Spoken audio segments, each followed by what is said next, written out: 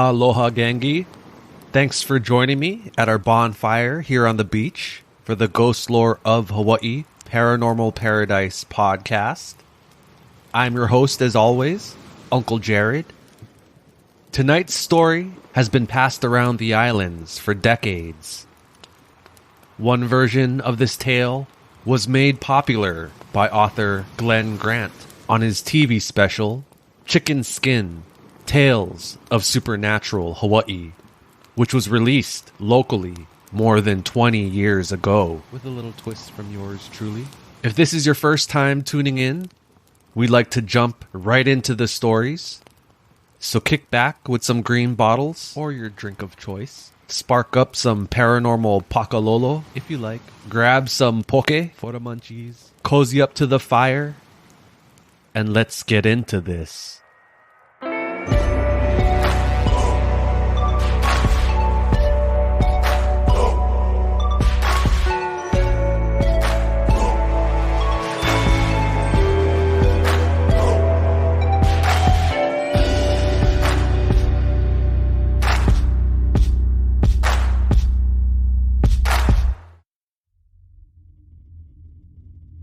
Trigger warning. This episode mentions brief depictions of self-harm and suicide. Listener discretion is advised.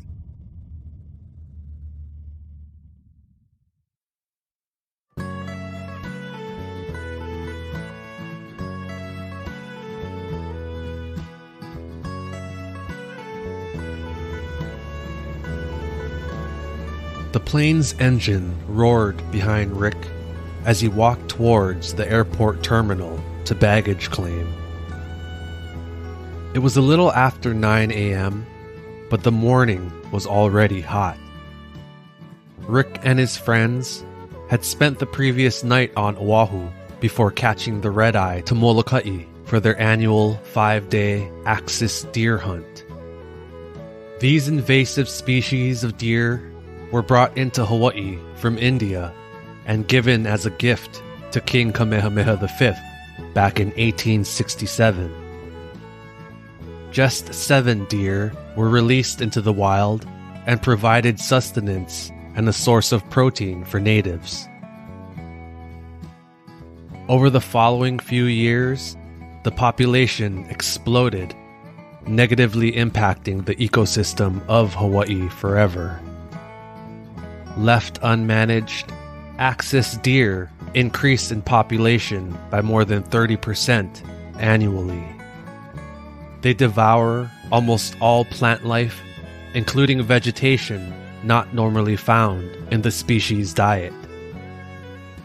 The sheer number of deer have created a shortage of food sources for other native animals on the islands.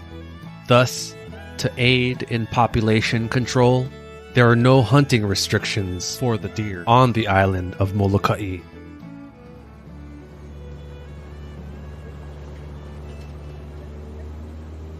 As Rick and his 3 friends waited at the baggage claim for their hunting gear, he checked his voicemails. Hi, hon. Hope you and the boys had a good night and got there okay. Just wanted to let you know that Keone did it again. Rick's wife, Julia, was referring to their 4-year-old son, Keone. Over the past few months, Keone had begun to sleepwalk. On random nights, he would get up out of bed and casually walk out of his bedroom, all while in a deep slumber. The parents discovered this one night as they watched TV in the living room. They observed Keone open his bedroom door, which was always left slightly ajar, then slowly shuffle out into the living room. Keone! Hey, Keone! What you doing? The boy ignored the calls of his father and just continued to walk. He slowly strolled, head slightly rocking side to side with each step. The lids of his eyes hung low, barely open. The amused parents watched as their son walked in front of the TV, paused, then turned to face them. Rick and Julia watched as he stood there, head now slightly slumped forward, obviously sleeping. Weirdo, Julia chuckled before getting up off the couch to scoop her son up in her arms. She carried him back to his bed and tucked him in again. Keone continuing his slumber the entire time. This odd spell continued night after night, always ending with the boy standing in front of the TV in the living room, facing his parents.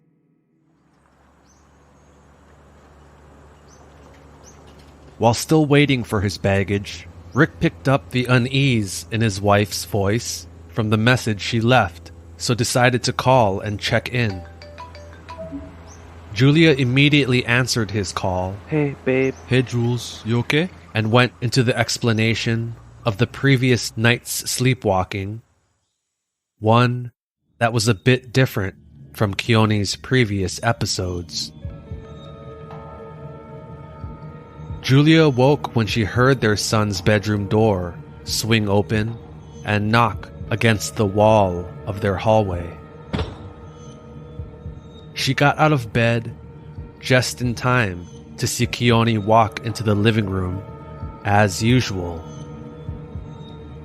However, this time, Keone had one hand raised in the air as he walked. The young boy strolled, casually as always, shuffling towards the TV. But instead of stopping to face the couch, he continued walking, hand still raised.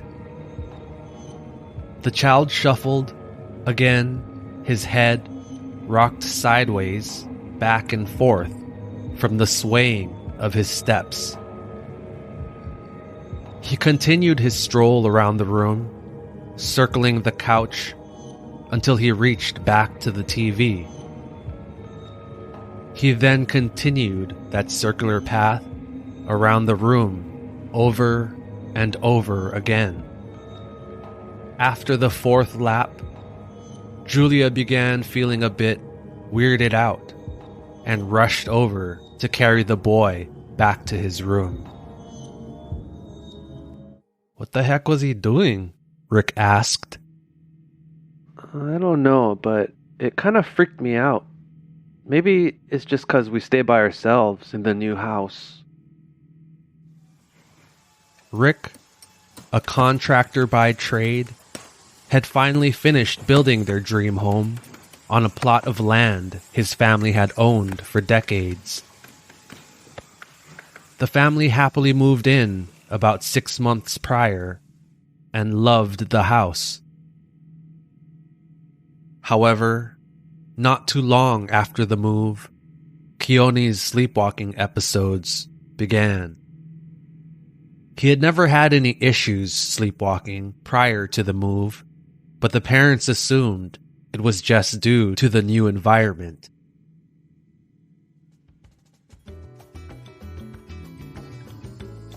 The family held a small housewarming party about a week after moving in, and like most housewarmings, had a kahuna over to bless the home.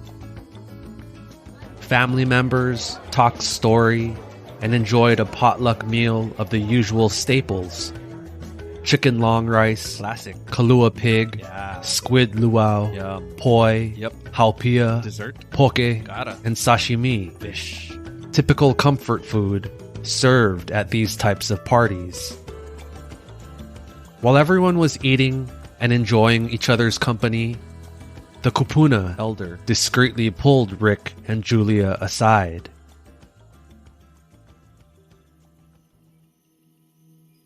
He informed the couple he sensed a weird presence or energy surrounding the property. The feeling seemed to disperse a bit after the blessing, but he still wanted the family to know. A sinking feeling hit Rick in his gut, and he began feeling warm as his face flushed with blood. Julia asked the kupuna if it was something to be concerned about, but was reassured everything should be okay. The elder said if they ever needed anything, the family could always call, and he'd do whatever he could to help. They got back to the party, but for the rest of the night, Rick couldn't shake that dreadful feeling. Rick, you still there? Julia asked, interrupting the memory. Oh, yeah, I'm sure he's fine. Just one phase, Rick assured her. Our baggage just came. I gotta go. I'll call you later, whenever we get service. Tell Keone I say hi. Bye. Okay, love you. For the rest of the day, Rick and the boys drove out to where they'd set up base camp for the trip, unpacked the gear, and prepped for the following day's hunt. The men relaxed, enjoying the time away from work and obligations, drinking and joking until the evening. They turned in early, planning on waking before sunrise to start the hunt. For some reason, that same feeling of dread from the housewarming lingered in the back of Rick's mind. Slightly before 4 a.m. the next morning, Rick's phone began to ring. I'm going to shoot you. Huh? Rick opened his eyes. He sat up and groggily searched for the ringing phone, a little hungover and a lotta confused, still half asleep. The phone's screen illuminated, aiding the search. Rick grabbed the phone and looked at the screen. It was Julia. Concerned by the early morning call, the fog of sleep quickly vanished, turning to worry. Hello? Babe? Is everything okay? Keone okay? Julia's voice was a bit shaky as she reassured him everything was okay. Yeah, we're fine. Rick let out a sigh of relief and plopped back down into the laying position. She told him Keone had another sleepwalking episode, but like the previous morning, it was eerily different. Enough so, it caused great unease in the young mother. She described the events that had happened just several minutes prior.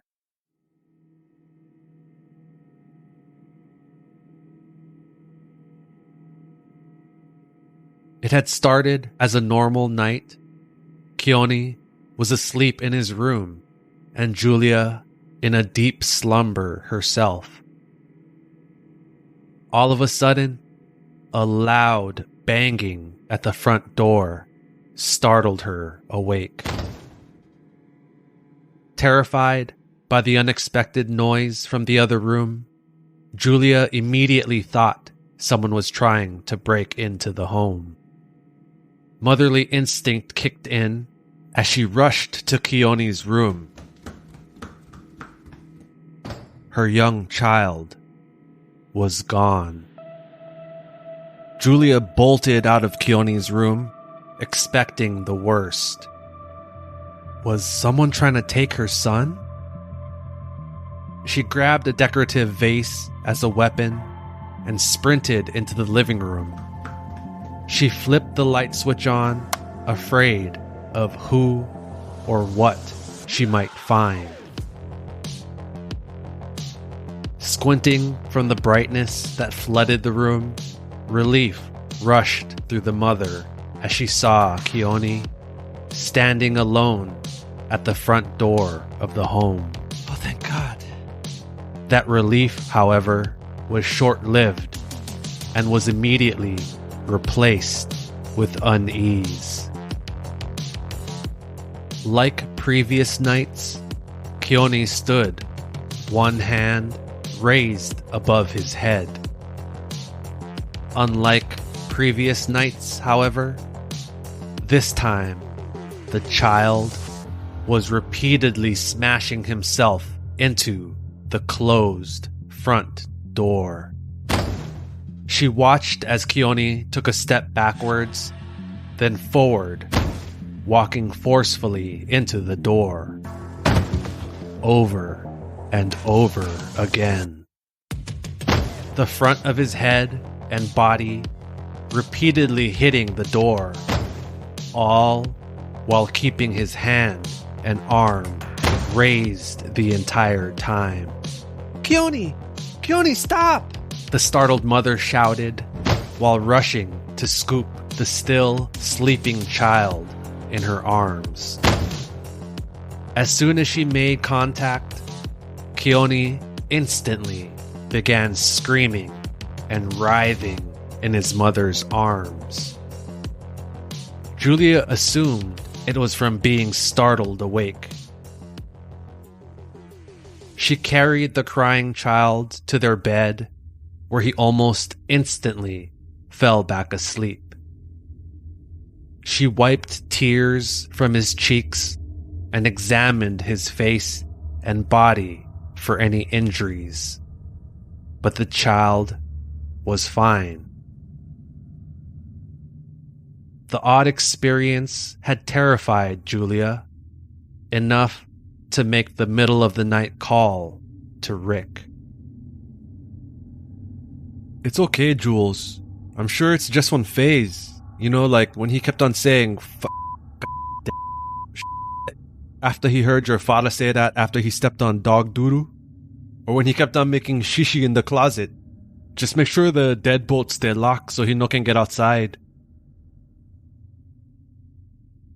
Julia was annoyed at how quickly Rick dismissed the event, but understood he couldn't do anything from another island. The two said their goodbyes, and after hanging up, Rick checked the time on his phone. It was a little before 4 a.m. He rubbed his eyes and sat upright again to start boiling water for coffee. The plan for the group was to wake up at 4:30 anyway, so got a little head start. He all but forgot about the phone call by the time the rest of the guys woke up. The men spent the arid Molokai day posted up on the open mountainside, scouting for deer. Trees were sparse, and even though the deer blended into the dry, rocky landscape, their overpopulated numbers made spotting them easy. However, the group decided not to take any shots, as it was the first full day of hunting, and they didn't want to rush into harvesting a deer, still having 4 more days of the trip.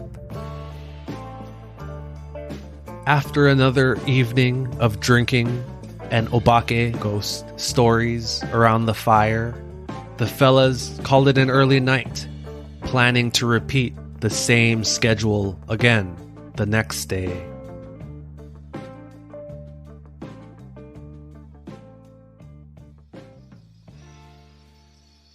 That night was cooler than usual, with a near constant breeze blowing in from the ocean several miles down the mountain.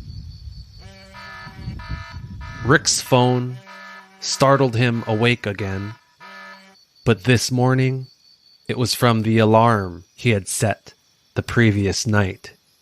He lay for a second staring at the stars through the mesh of his tent, before slowly rising to begin the ritual of making coffee. Rick slipped on a sweatshirt as he waited for the water to boil.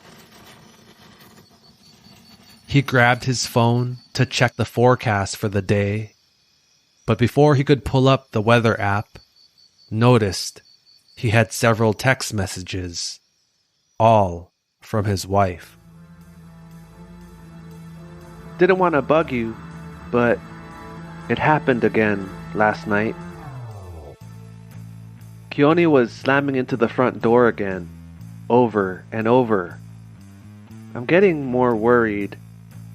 The banging was more violent this time. His head had a small mark, but nothing serious. His hand was up in the air again. So weird. I'm worried he'll be able to figure out the deadbolt and end up outside. Just wanted to let you know. Text me back if you can. No worry. I'll figure out a locking system that he no can open when I get back, Rick typed. Just keep locking the door, and if you like, you can push the end table in front, just in case. Just as he was about to add the coffee grounds, he got a text back. Hey hon, I'm still awake. Couldn't fall back asleep. Julia's message read. I think I'm gonna call the kupuna to check out the home again. Maybe he can do another blessing or something. Rick immediately called Julia. Hello, babe? No, do nothing until I get back. For real. Just wait a couple more days. I don't like that guy coming over and poking around. I get work stuff all around the house and no like him mess him up, he said, rather assertively.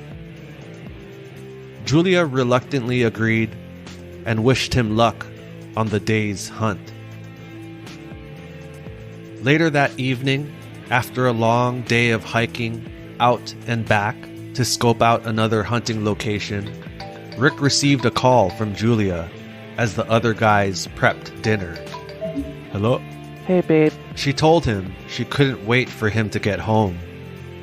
Being alone in the house with Keone had begun weirding her out. The house no longer felt bright and homey, but was now somehow darker. She found she dreaded entering the home, but couldn't understand why. Then, she went on to explain an odd incident that happened earlier in the day that shook her to the core.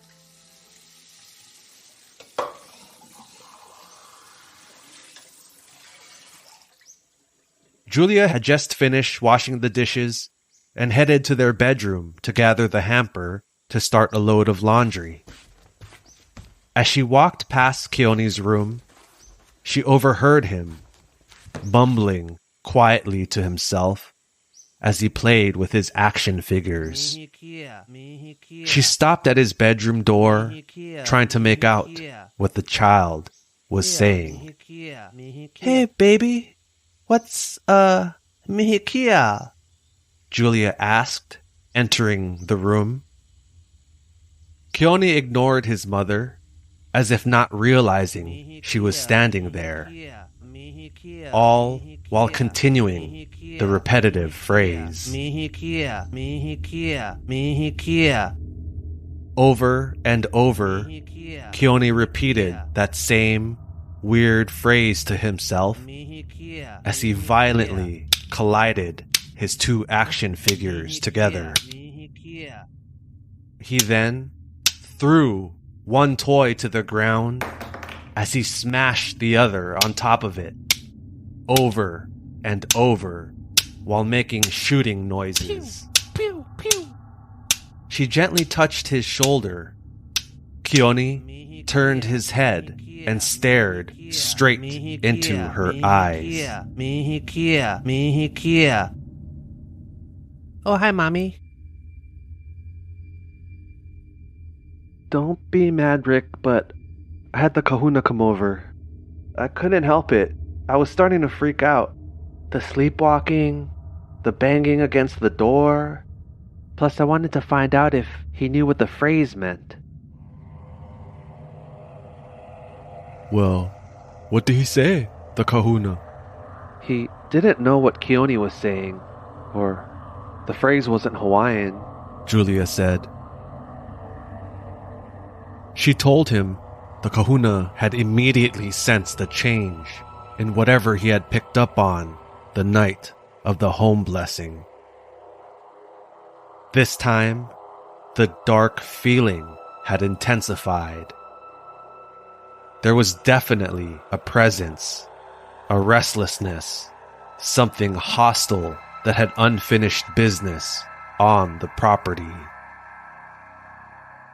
The kahuna did another blessing and suggested searching the property for any heiaus, temples, or ancient ruins. Rick told Julia that couldn't be. The property had been in Rick's family for decades. His grandfather cleared the land by hand, passing it down generation to generation, until finally being handed down to Rick. It was always his father's dream to have a family home on the property, so when Rick inherited the land in his early 20s, he made plans to begin construction. However, this was around the time the economy crashed. That year was a rough time for Rick and his construction company. Along with the recession, it was the same year he accused his business partner of running off to South America, disappearing with a significant chunk of money from their company. Still, Rick stubbornly moved forward with the home build, pouring slabs of concrete for the foundation of the house himself, before finally running out of funds. It would take years for the business to recover from the financial setback, but slowly, Rick was able to dig out of the hole, and the business bounced back. He was finally able to restart construction for the dream home, building on the concrete slabs that stood alone on the property for years, completing the home earlier that year. The kahuna just walked around the property, but do you think we can search under the house too? Julia asked, worried for her son and the home she had grown to love. No, don't do that. I told you I get plenty work stuffs all organized a certain way around the house. Plus, there's no way to get underneath to check anyway. I mean it. Don't mess around, Julia. And what, you think I wouldn't recognize bones? The law says anyone's supposed to report remains found during construction. You think I'm dumb or what? I run one successful business. You just one stay-at-home mom. Rick felt his face getting hot with anger. But you won't let me work. Julia quietly trailed off. What you wouldn't say? When you started talking back. Hey, Rick, calm down. Come on, get off the phone. One of Rick's hunting buddies interrupted. The group heard Rick's temper building and attempted to defuse the situation. He definitely had a hot streak. I gotta go. No do anything, Julia. I mean it. Okay, love you. Brah, she no can listen, Rick said to his friends, hanging up on his wife before grabbing a beer.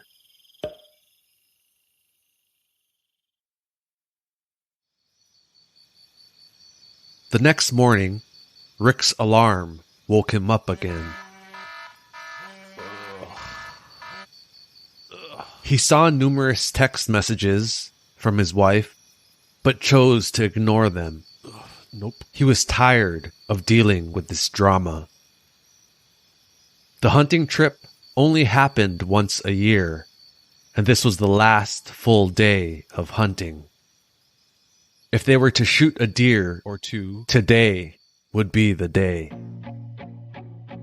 The group posted up in their usual spot and waited, keeping an eye out for the perfect buck. Conditions were ideal. Clear skies, not too hot, and plenty of opportunity to harvest some venison. At around 3 p.m., Rick glassed a massive buck, the largest he had seen on this trip. He lined up his scope and made a perfect shot, stoning the deer in its place. Not sure if I used any of those terms correctly. As Rick and his friends approached, they saw the shot had pierced the animal's heart, Bullseye. killing it instantly. Based off of its size, Rick knew it would be a personal best. They field dressed the animal, all while celebrating the massive kill. They quartered the carcass, saving some of the loin and liver to cook over the fire for dinner that night. No more cup of noodle. We eating good. Rick laughed.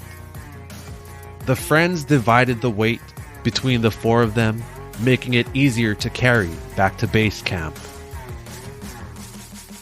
When they arrived after the long hike, the sun was just beginning to set. The meat was packed into large coolers, and one of Rick's friends took the truck into town to buy ice to preserve the kill. After washing the blood off of himself and taking several celebratory shots of Jameson, Rick pulled out his phone to inform Julia about the kill. As he searched for the phone, he remembered the conversation from the night before and felt guilt of how he had spoken to his wife. As he unlocked the phone, Rick saw he had several missed calls and remembered the messages he ignored earlier that morning. Julia answered. Rick, oh my god, finally! I've been trying to reach you all day. The excitement in her voice was apparent, but he couldn't tell if it was good or bad excitement. Hey, sorry for not getting back to you this morning. Service was bad for some reason, Rick lied. Is everything okay? Something happened again last night? Julia, speaking a mile a minute, explained the previous night. Keone had gotten up in his sleep and again began violently slamming into the door.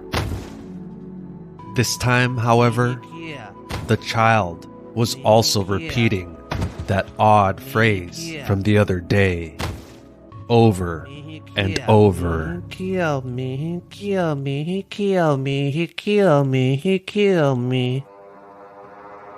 Rick, I think Keone was saying, he killed me. A chill traveled through Rick. He killed me? Terrified and not being able to get in touch with Rick, Julia called the kupuna. I didn't know what else to do, but don't worry, you'll be happy I did. He arrived before the sun was up and walked the property in search of the negative energy. The kahu followed his senses to a stack of old rubber tires hiding the entrance of a crawl space that led under the house. I know you said you had everything organized a certain way, so we just pushed the tires over slightly to get into the crawl space.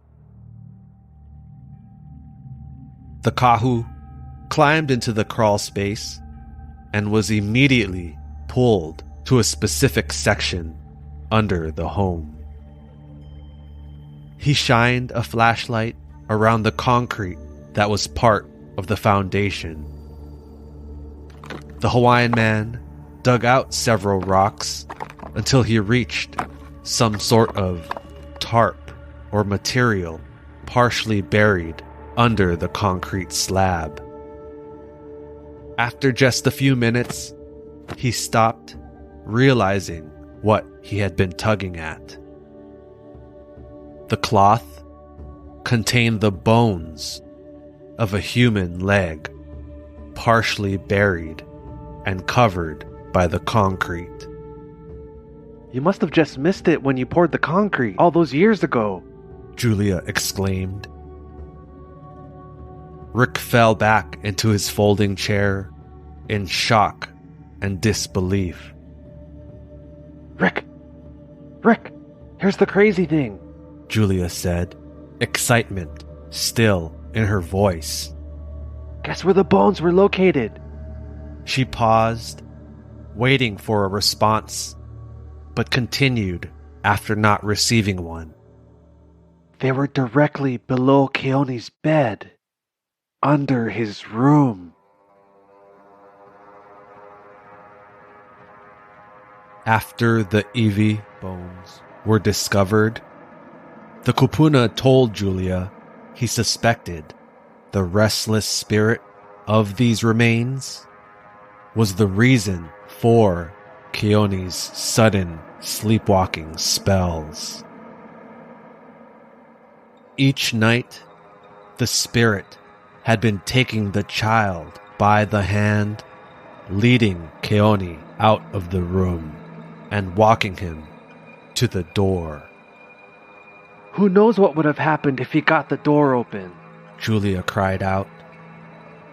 Rick, it gets even more crazy.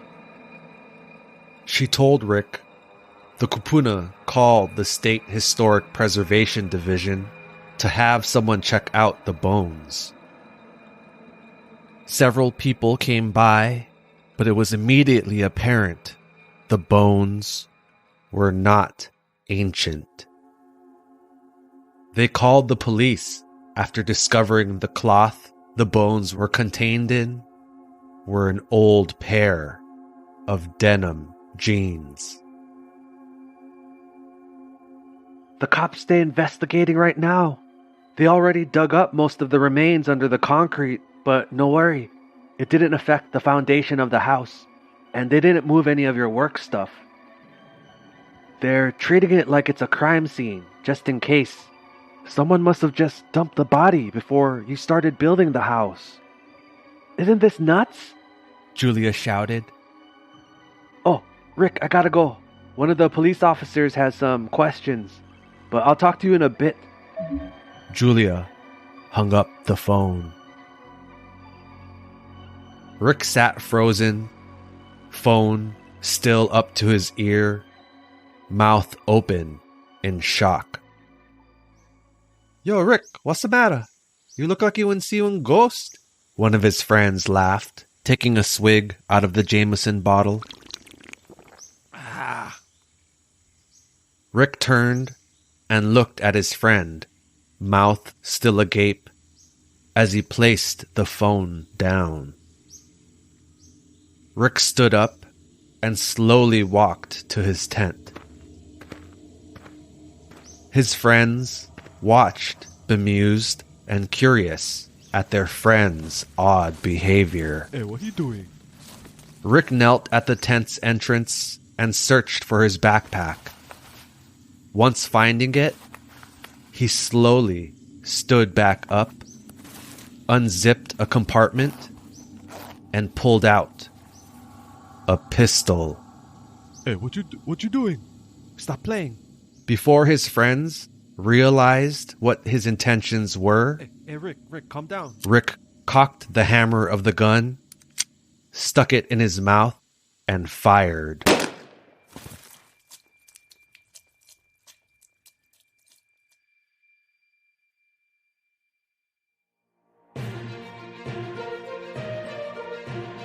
Good evening. This just in. We have an update for our audience regarding the remains found under the home of Rick and Julia that were discovered several weeks ago.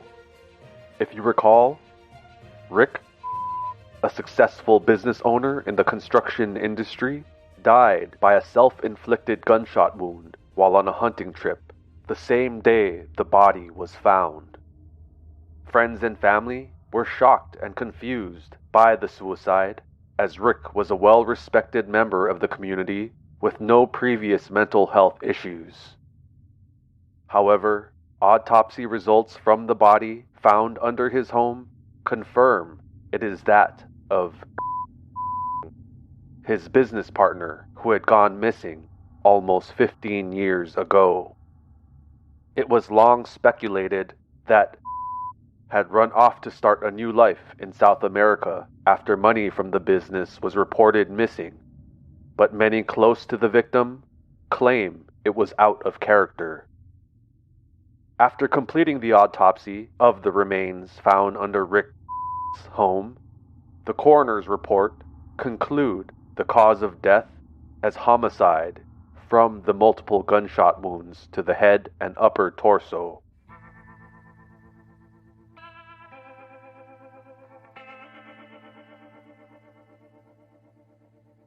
Investigators matched bullets taken from the remains to the gun Rick had used on himself, knowing the truth was about to come out. This brought closure to the nearly 15-year-old cold case regarding Rick's business partner and put to rest the suspicions the man had willingly run off. Forensic accountants would later uncover multiple withdrawals for large amounts by Rick from the shared company account, providing further evidence that Rick had been the one stealing from their construction business the entire time. When his partner discovered the multiple withdrawals and confronted Rick, threatening legal action, Rick panicked and killed the man, hiding the body under the concrete slabs. Julia was also cleared of any wrongdoing, having no prior knowledge of the homicide.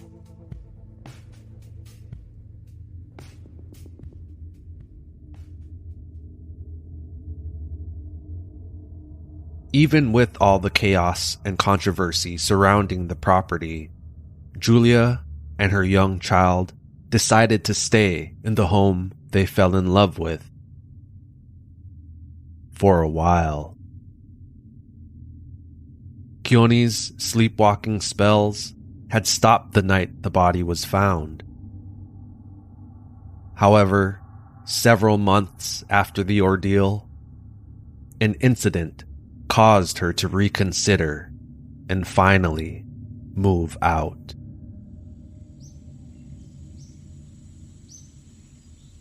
One afternoon, she walked past Keone's room and overheard him, again, talking to someone who wasn't there. This time, however, as she eavesdropped on the boys' conversation, it frightened her to the core. Please don't cry, Daddy. I'll tell Mommy you said you're sorry, and we'll stay together. Forever.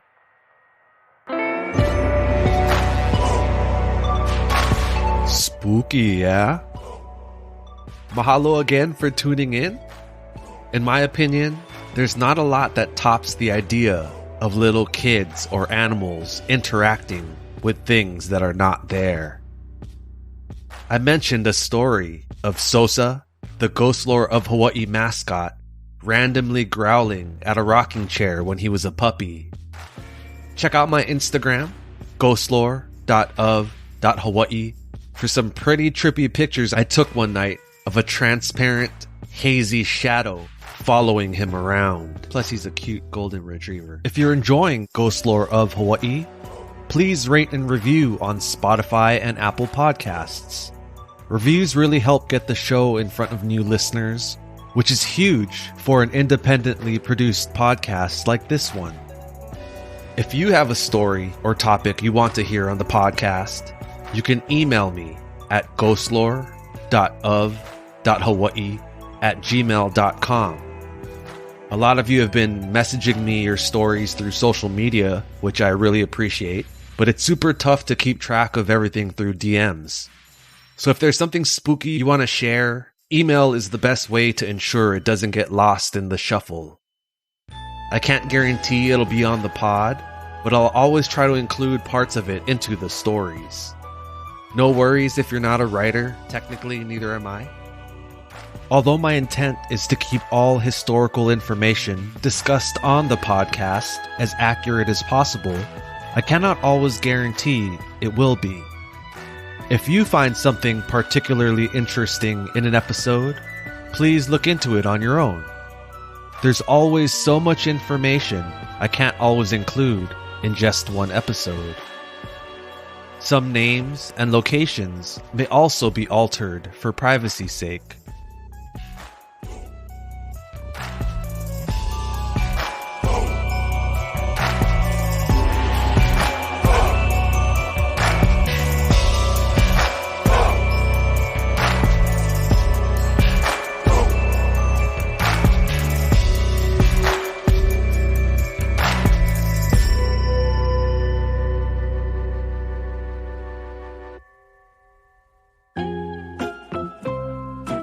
Many of you have also sent in stories of overhearing kids playing with themselves. Bad phrasing. That's getting cut. If you find something particularly